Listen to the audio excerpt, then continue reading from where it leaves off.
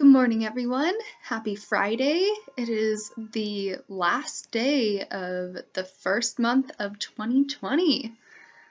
It's crazy. January went by really fast. So with today's video, I just wanted to focus on God's Word. I've been reading the Bible chronologically since the beginning of the year, and I just thought that it's a great way to have people join me doing these videos on Facebook or YouTube. I know if you're like me, some days you just don't get to it, and that's okay. It's really important to stay on top of it because when you believe in God, it's very, very important to spend time with Him in His Word and in prayer, just to be closer to Him, just like in any other relationship that you have on this earth. So with that being said, I have my tea already. I love doing this in the morning during my Bible reading time. And my most favorite tea this year has got to be this one, the sweet and spicy peppermint. It's amazing. It's caffeine free. I just can't handle very much caffeine, but anyway, I have some music in the background. That's another thing that I enjoy doing. When I don't feel motivated, the music really helps me just stay focused and intentional about what I'm doing, spending time with God. And I also just recently set up just a little area in my study room next to this beautiful window looking outside, just to get me more motivated to stay on track with this. So I just want to jump into it. Yesterday, I did not get to reading, sadly, so I think I'm just going to start January 30th readings, which is in Job chapter 38, verses 1 through 41, and also Job 39, verses 1 through chapter 40, verse 2, and then Job 40, verse 3 through 5.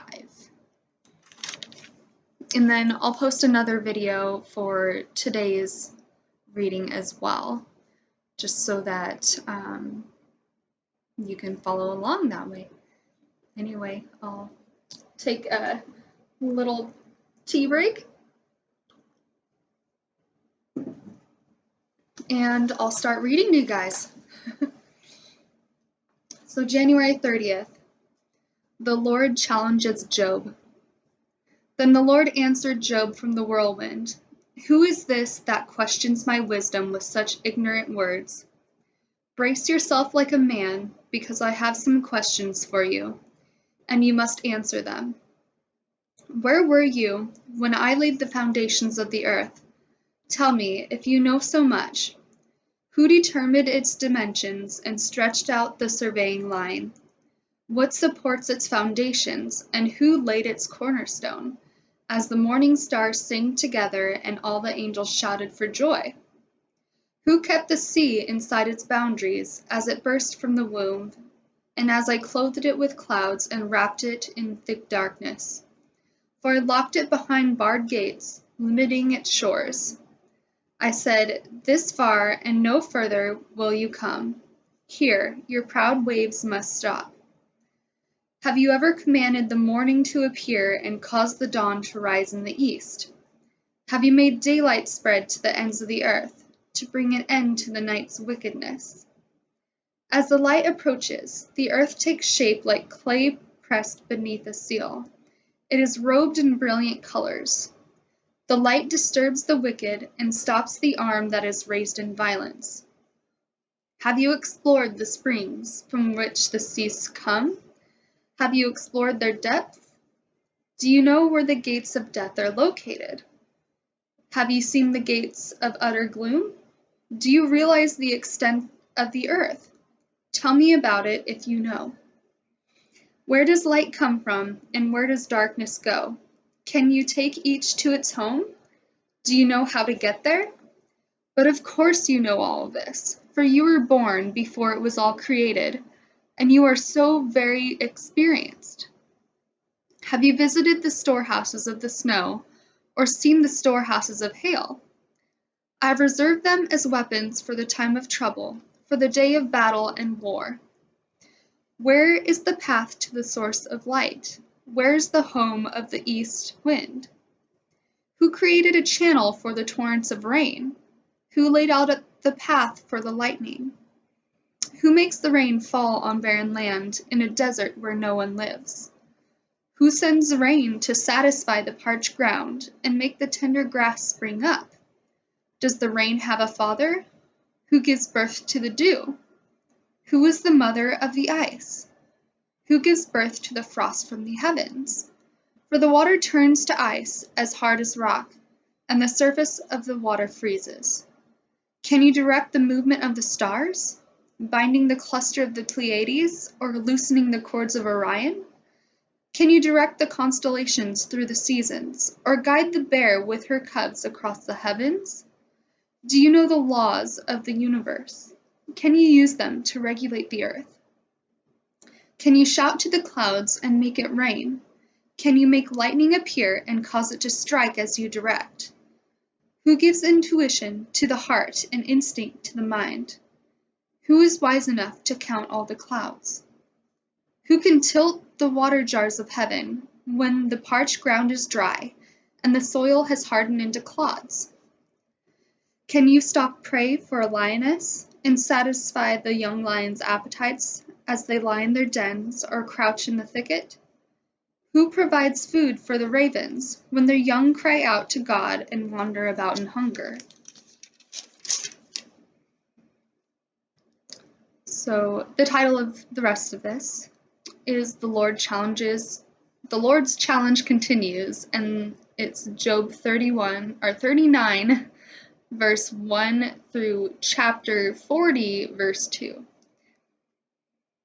Do you know when the wild goats give birth? Have you watched as deer are born in the wild? Do you know how many months they carry their young? Are you aware of the time of their delivery? They crouch down to give birth to their young and deliver their offspring. Their young grow up in the open fields, then leave home and never return. Who gives the wild donkey its freedom? Who unties its ropes?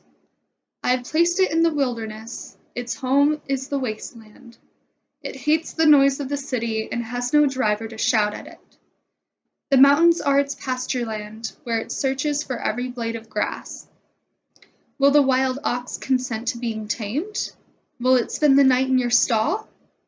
Can you hitch a wild ox to a plow? Will it plow a field for you? Given its strength, can you trust it? Can you leave and trust the ox to do your work? Can you rely on it to bring home your grain and deliver it to your threshing floor?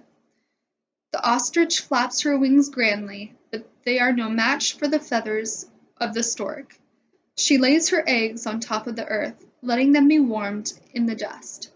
She doesn't worry that a foot might crush them, or a wild animal might destroy them. She is harsh toward her young, as if they were not her own. She doesn't care if they die. For God has deprived her of wisdom. He has given her no understanding. But whenever she jumps up to run, she passes the swiftest horse with its rider. Have you given the horse its strength, or clothed its neck with a flowing mane? Did you give it the ability to leap like a locust? Its majestic snorting is terrifying. It paws the earth and rejoices in its strength when it charges out to battle. It laughs at fear and is unafraid. It does not run from the sword. The arrows rattle against it, and the spear and javelin flash. It paws the ground fiercely and rushes forward into battle when the ram's horn blows. It snorts at the sound of the horn. It senses the battle in the distance. It quivers at the captain's commands and the noise of battle. Is it your wisdom that makes the hawk soar and spread its wings toward the earth? Is it at your command that the eagle rises to the heights to make its nest? It lives on the cliffs, making its home on a distant rocky crag. From there it hunts its prey, keeping watch with piercing eyes. Its young gulp down blood. Where there's a carcass, there you'll find it. Then the Lord said to Job, "Do you still want to argue with the Almighty? You are God's critic, but do you have the answers?" Then Job replied to the Lord, "I am nothing. How could I ever find the answers? I will cover my mouth with my hand. I have said too much already. I have nothing more to say." Well, that wraps up January 30th reading. I will make another video for today's January 31st, and we'll talk to you then. Have a good day. Bye.